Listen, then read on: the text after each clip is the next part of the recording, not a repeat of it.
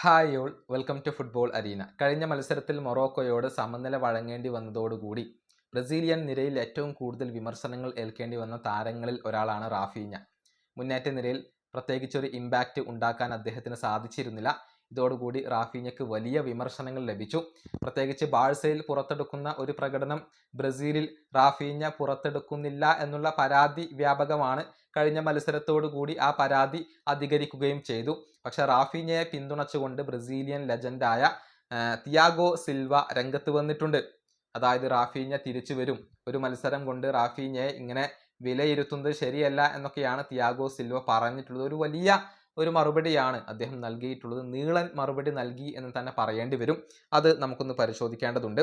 തനിക്ക് ഇതിനേക്കാൾ നന്നായി കളിക്കാൻ കഴിയുമെന്ന് ആദ്യം തിരിച്ചറിയുന്ന വ്യക്തി അത് റാഫീഞ്ഞ തന്നെയാണ്. റാഫീഞ്ഞ സ്വയം നിശ്ചയിച്ചിട്ടുള്ള ഒരു ലെവലുണ്ട്. അതുകൊണ്ട് തന്നെയാണ് ആളുകൾ അവനിൽ നിന്നും ഇത്രയധികം പ്രതീക്ഷിക്കുന്നത്. വിമർശനങ്ങൾ എനിക്ക് മനസ്സിലാകും, കാരണം അവന് എത്തിച്ചേരാൻ കഴിയുന്ന ആ ഒരു ഹൈ ലെവൽ അത് നമ്മൾ എല്ലാവരും കണ്ടിട്ടുള്ളതാണ്. എന്നാൽ ഒരു മത്സരം കൊണ്ട് മാത്രം ഒരു താരത്തിന്റെ, പ്രത്യേകിച്ച് റാഫീഞ്ഞയെ പോലെയുള്ള ഒരു താരത്തിന്റെ നിലവാരം നമുക്ക് അളക്കാൻ കഴിയില്ല. എല്ലാ മത്സരങ്ങളിലും എല്ലാവർക്കും മികച്ച പ്രകടനം പുറത്തെടുക്കാൻ കഴിഞ്ഞു എന്ന് വരില്ല.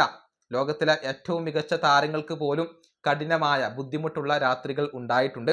ഇത് വേൾഡ് കപ്പാണ് എന്ന കാര്യം ആളുകൾ ഓർക്കേണ്ടതുണ്ട്. ഇവിടെ ഓരോ കാര്യങ്ങളും സൂക്ഷ്മമായി നിരീക്ഷിക്കപ്പെടും. ഓരോ ചെറിയ പിഴവുകളും വലുതായി ചിത്രീകരിക്കപ്പെടും. ഇവിടെയുള്ള ആ പ്രഷർ അത് മറ്റു ടൂർണമെന്റുകളിൽ നിന്നും തികച്ചും വ്യത്യസ്തമാണ്. ബ്രസീലിനെ റെപ്രസെന്റ് ചെയ്യുമ്പോൾ അത് അതിന്റെ ഭാഗമായി വരുന്നതാണ്. ഒരു കാരണവുമില്ലാതെയല്ല റാഫീഞ്ഞ ബാലൺ ഡിയോറിൽ 5ാം സ്ഥാനം നേടിയത് എന്ന കാര്യം നിങ്ങൾ മനസ്സിലാക്കണം.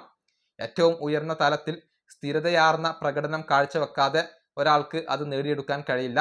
ഒരൊറ്റ കളി കൊണ്ട് റാഫീഞ്ഞയുടെ ആ ഒരു മികവ് ഇല്ലാതാകുന്നില്ല. ബ്രസീൽ യഥാർത്ഥത്തിൽ ഇവിടെ വിജയം കാണുകയാണ് ചെയ്തിട്ടുള്ളത്. കാരണം ഒരു താരത്തിന് തന്റെ മികച്ച ഫോമിൽ എത്താൻ കഴിയാതെ വരുമ്പോൾ മറ്റുള്ളവർ ആ ഉത്തരവാദിത്തം ഏറ്റെടുക്കണം. ശക്തമായ ടീമുകൾ ചെയ്യുന്നത് അതാണ്. മൊറോക്കോക്കെതിരെയുള്ള മത്സരത്തിൽ അത് സംഭവിച്ചു എന്നുള്ളതാണ്. വലിയ ടൂർണമെന്റുകളുടെ തുടക്കത്തിൽ പല മികച്ച കളിക്കാരും ഒന്ന് മോശമാവാറുണ്ട്. എന്നാൽ പിന്നീട് ടൂർണമെന്റ് അവസാനിക്കുമ്പോഴേക്കും അവർ ഏറ്റവും മികച്ച ഫോമിലേക്ക് ഉയരുകയും ചെയ്യും. അത് ഞാൻ ഒരുപാട് തവണ കണ്ടിട്ടുണ്ട്. അതുകൊണ്ട് തന്നെ റാഫീഞ്ഞയെ സംശയിക്കാനോ വിമർശിക്കാനോ ഉള്ള സമയമല്ല ഇത്.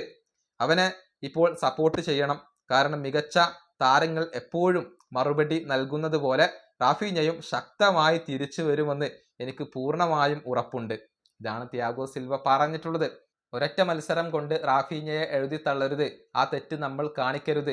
ഈ സമയത്ത് റാഫീഞ്ഞയ്ക്ക് പിന്തുണ നൽകണം, അവൻ ശക്തമായി തിരിച്ചു വരും എന്നൊക്കെയാണ് തിയാഗോ സിൽവ ഇപ്പോൾ വ്യക്തമാക്കിയിട്ടുള്ളത്.